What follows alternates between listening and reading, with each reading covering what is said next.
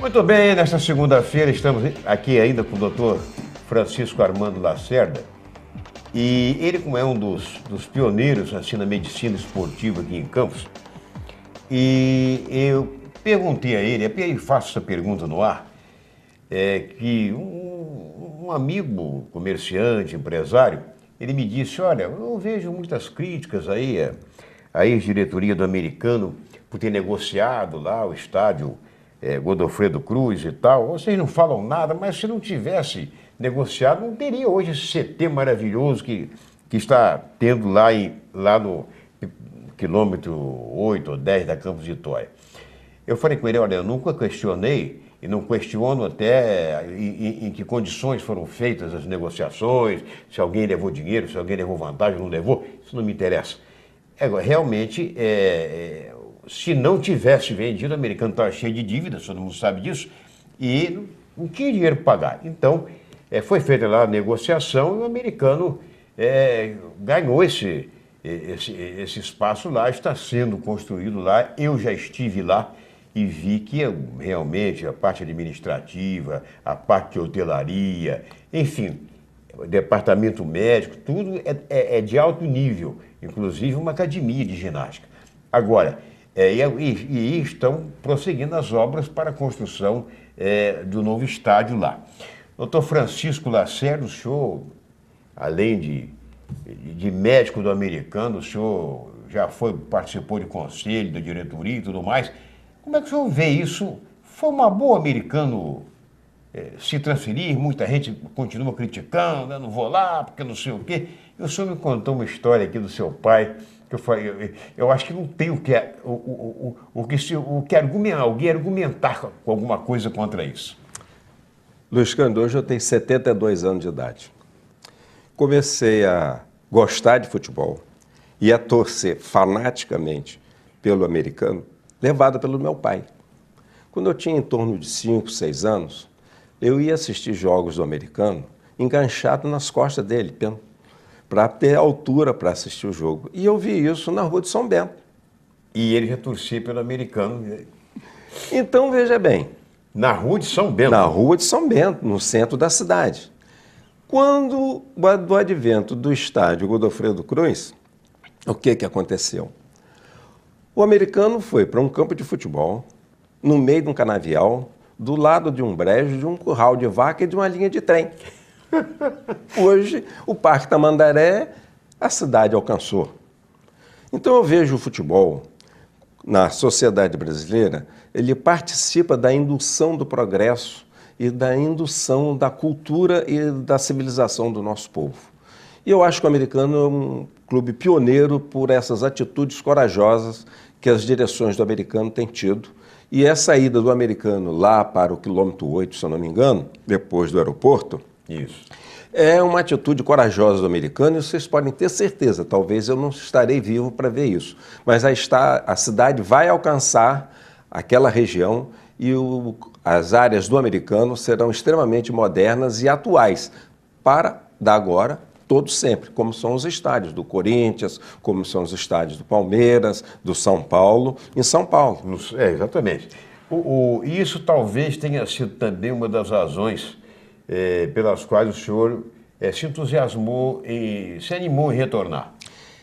Luiz, eu estou aposentado. Eu sofri durante o período de aposentadoria do início uma ressaca de aposentado.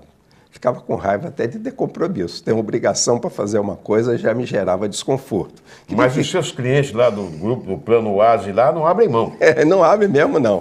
E eles são os estímulos para a gente continuar. Exato. Certo.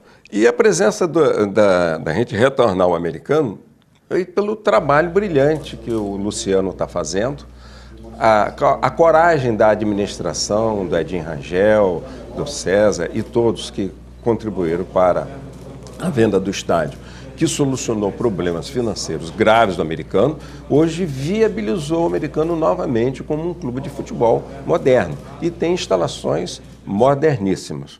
O trabalho que o Luciano desenvolveu no ano passado foi um trabalho brilhante. Foi. E isso nos dá bastante esperança.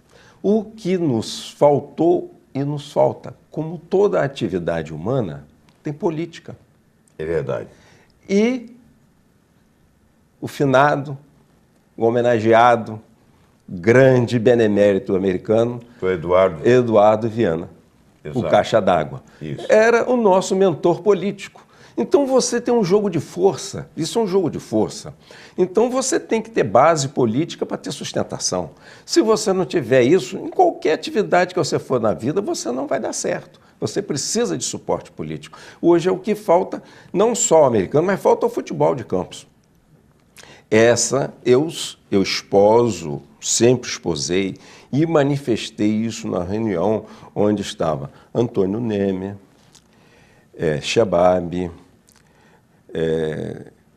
seu Paes, como é que chama? João Paes. João Paes, não, Zé Paes. Zé Paes. Zé Paes.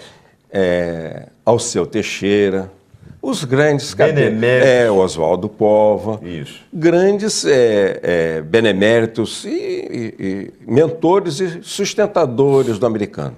Quando começamos a remodelar o nosso estádio, e o Goytacás começou a fazer a mesma coisa no estádio dele. Eu parei assim, talvez, um garoto perto daqueles veteranos, né? Eu tive assim um lampejo, que eu acho que foi um lampejo de clareza mental. Eu argumentei, olha, nosso sacrifício para fazer o estádio é muito grande. Por mais boa vontade, por mais entusiasmo que a gente tenha, nós vamos fazer um estádio incompatível com o tamanho e o futuro da cidade. O Goytacás está na mesma situação do outro lado. Encravado ali. Encravado, sem perspectiva de futuro. Isso. Por que a gente não senta as direções dos clubes, deixa a torcida de lado? Vamos fazer um estádio em condomínio. O estádio, vamos começar a unir o patrimônio dos dois clubes, fazer um estádio em condomínio, as torcidas continuam fora disso. A proporção que isso se desenvolver, vai começar a ocorrer uma união entre os torcedores. Certo. E nunca vai existir a possibilidade de Goytacás e americano jogar no mesmo dia, no mesmo local e na mesma hora. Não há. Só tem uma, quando jogar um contra o outro. Então os dois clubes podem dispor de um estádio único. Com o recurso de um e o recurso do outro, nós podemos fazer um estádio com outras perspectivas, num local mais adequado. Exato. Mas isso, Eduardo depois pregou, lutou, se empenhou, mas você sabe que o nosso bairrismo é coisa muito entranhada e a gente tem que reconhecer e respeitar isso dos torcedores. Isso impediu, mas hoje não tem condição de Campos ter mais do que um time de futebol. O exemplo, se você me permite, está no Rio de Janeiro, na capital, 4 clubes. Quantos clubes estão na primeira divisão? Tem sempre um clube na Série B. Exato. E os clubes hoje estão numa decadência. Nenhum dos clubes do Rio de Janeiro está disputando nada. Era a vitrine do futebol brasileiro. Exatamente. Então, você vê, o Rio de Janeiro, uma metrópole grande, não consegue manter os seus 4 clubes na primeira divisão. Isso. Ora, Campos, nós temos que ter uma dose de humildade e compreender que há necessidade de somar os esforços da comunidade. E naquela época, inclusive, doutor, Campos era conhecido como a capital brasileira do ouro branco e do ouro negro. Era o petróleo que estava começando naquela coisa e 16 usinas em franca atividade, né? Esse aspecto nós temos que dar a mão ao finado e grande benemérito do americano, que foi o Chebab.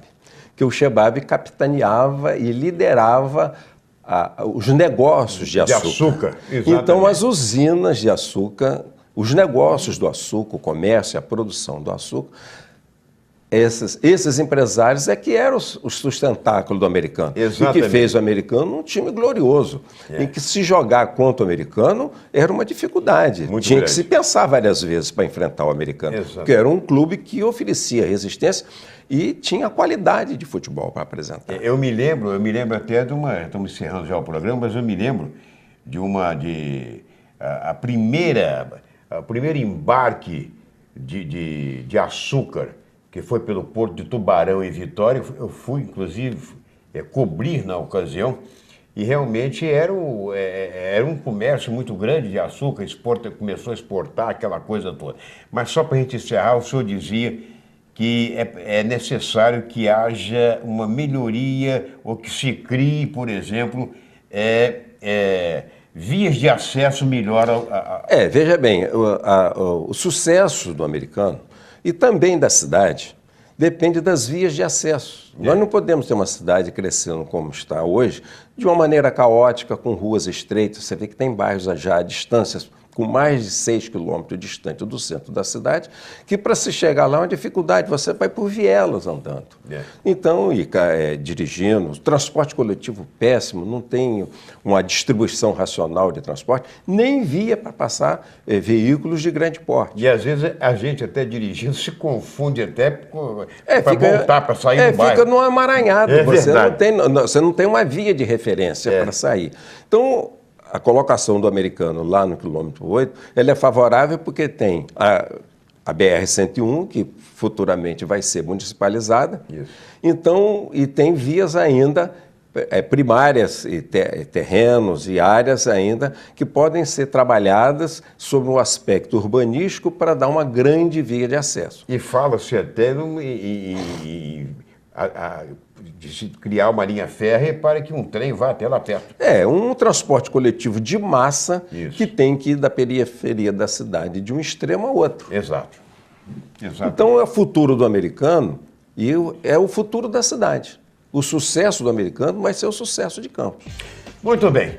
Nós conversamos então com o Dr. Francisco Armando Lacerda, dizendo que cada cliente que ele recebe lá no seu consultório lá do Plano Oasis lá, cada cliente se torna um amigo dele, é um papo que, né, todo mundo gosta daquele papo. Até minha consulta fica demorada, quem está na sala de espera reclama. Fica reclamando. Minha gente, obrigado pelo carinho da audiência, sei que vocês gostaram e até amanhã, se Deus quiser.